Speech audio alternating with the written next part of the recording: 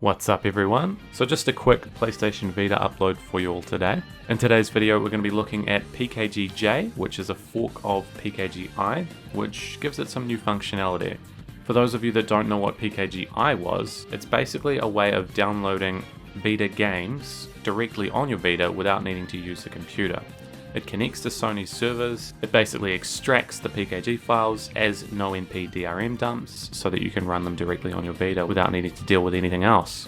So PKGi was pretty cool and I covered it in a video when it first came out, but now we have a fork called PKGj and it has some new functionality. So some differences that PKGj has compared to PKGi is it allows you to queue multiple downloads at once, it supports the TSV file format, and most importantly, it has support for game updates, DLC, and even PlayStation games. So those are three things that PKGi definitely can't do. Another advantage that PKGj has is that it includes games that require firmware 3.61 to 3.65. So with PKGj you'll be able to download the latest games on your Vita running 3.65 firmware. Things like Danganronpa version 3, Valkyria Revolution, you should be able to find those latest games through PKGj.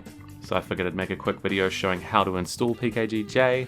So just before we get started, both PKGi and PKGj rely on you having the NoNpDRM plugin installed. All of these games are in the NoNpDRM format and that's how they get extracted on your system. So you need to have NoNpDRM set up before you can use these tools. If you don't know what NoNpDRM is, I have a video talking about how to install that, so make sure you check that out first. So here's how PKGi looks. As you can see, the latest games are not here. Let's go ahead, open up Vita Shell, and put your device into either FTP or USB mode so that we can connect on the computer. Alright team, so PKGj is quite easy to set up. I've got my FTP server here, so I've connected to my PlayStation TV.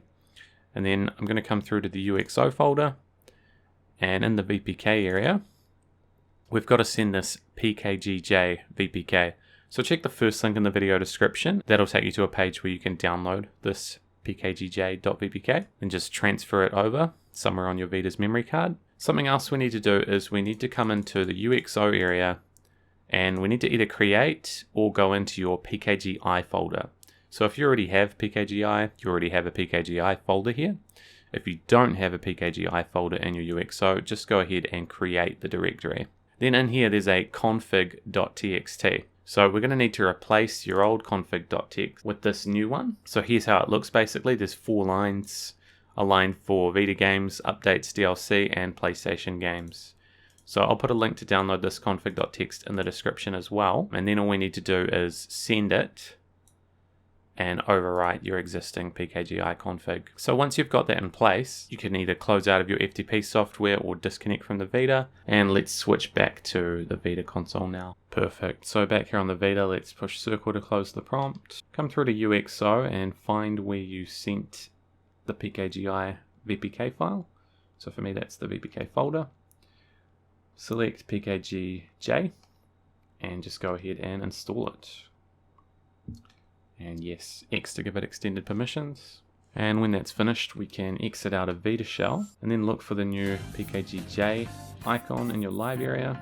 And we should have it all set up and ready to go. So let's go ahead and launch PKGj now. And as we can see, it's refreshing the list of content here. And pretty quickly, it's found 1,450 items.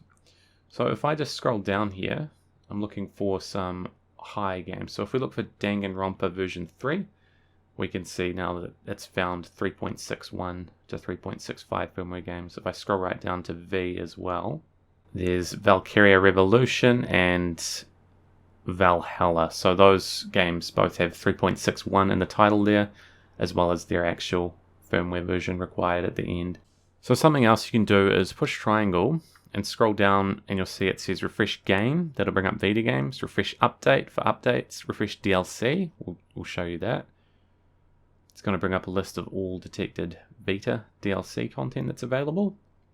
So we can see here there is a lot of content. This is all PlayStation Vita DLC content. So if you have some of these games and you're wanting the DLC, just selecting it in here and installing it should handle it all for you.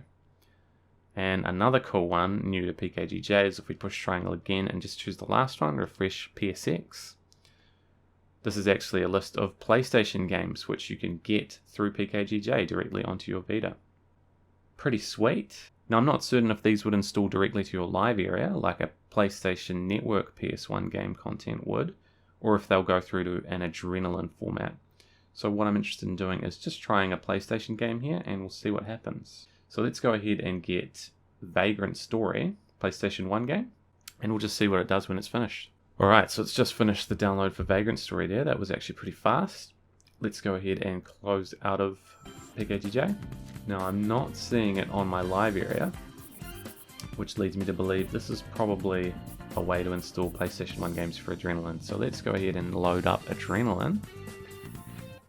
And if I check my games in here now, sure enough, Vagrant Story is at the top of the list. So that's pretty sweet, and it confirms that PKGj will install your PlayStation 1 games as content for Adrenaline. So that's very cool and a great new feature to have on the Vita. So with that change we made to the PKGi config.txt, it will go ahead and break your existing PKGi. But that's no big deal because PKGj does everything PKGi did and more. So I'll just delete my PKGi bubble. Thanks for the memories. And let's replace it with the new PKGj. Alright team, so that pretty much covers PKGj and what it can do for your Vita.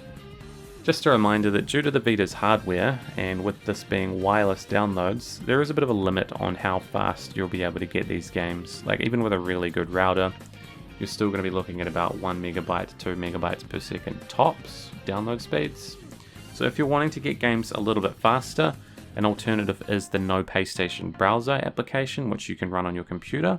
That can allow for faster downloads of all of these same PlayStation Vita content.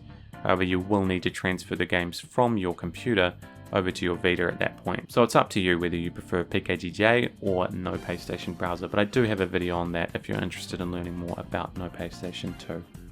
Alright, so that about brings this video to an end. Hope you learned something new. Thank you guys so much for watching and subscribing, and see you in the next video or stream. Peace out.